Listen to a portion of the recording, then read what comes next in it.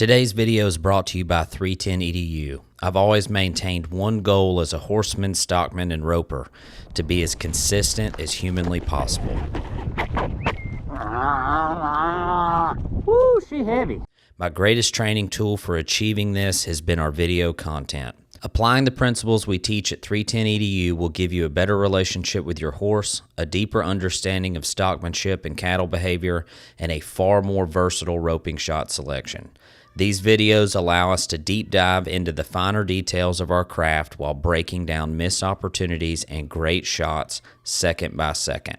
My ranch roping field guide is free with every membership, giving you an amazing tool to work on your consistency and versatility. Scan this QR code and go check out hundreds of hours of doctoring, branding, stockmanship, horsemanship, and more. As always, thanks for watching, and I'll see you in the next video. Did you get that? I got that. When you're turning, do you just feed? Yes. No, so I would feed around my horn. Right? Okay. So get tight again or get short. Because it's going to be super difficult to get to the horn turned.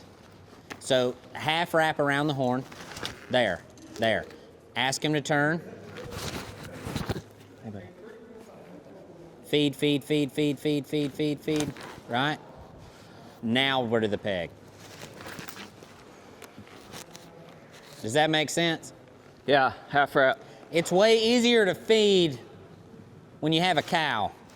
Like when it's something super heavy, you can have two dallies and still feed through that turn. You know what I'm saying? Yeah.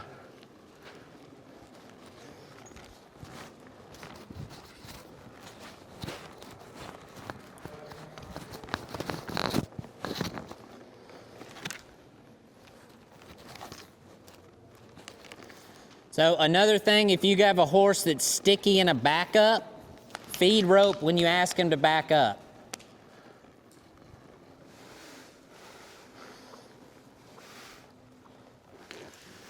Let that thing sing.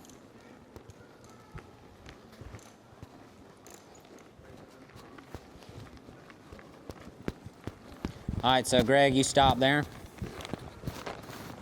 Disengage his hip. Good. Feed rope through the backup. Feed rope through the back. Like if I'm asking. Oh, through the back. Yeah. Sorry, I didn't process that. There you go. Oh, now boy. sit him back on it. There. Okay. Now I want you to unpop your dallies. Well, I didn't have it dallied, but yeah. Yep. And I want you to make a big circle out that way. Feed out a lot of rope. Keep your rope off the ground. Right? Because what's going to happen is, no dally, here. I thought you wanted, oh, okay. Yeah, there you go. Keep it off the ground and just manage keeping your rope off the ground based on where the horse is. Because that's more realistic to how far away you're going to be from your cow. So now if you wanted to drift them in and be picking up a few, you see what I'm saying? That's kind of the drill. The drill is drifting away, getting your rope back up without your horse getting confused and him following how fast you're coiling. Do you see what I'm saying? Like dragging the log is a part of it, but the main part is your comfort level feeding out the rope and pulling the rope up. Feeding out the rope, pulling the rope up. Does that make sense? Yes, sir. Because that's where people get lost. It's like you'll drag this log from 10 feet away.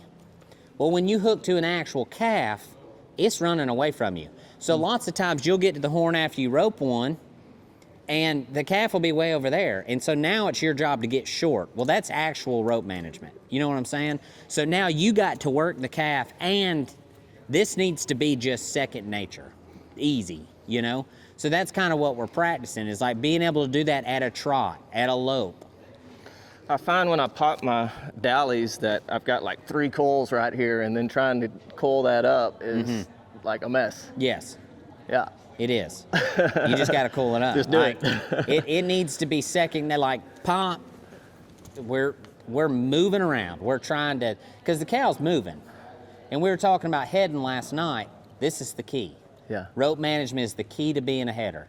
Like if you're going to neck stuff, being comfortable with this part of it, not necessarily the dragging part, that is a huge part, but just simply the managing of the coils with a rope that long. Yeah.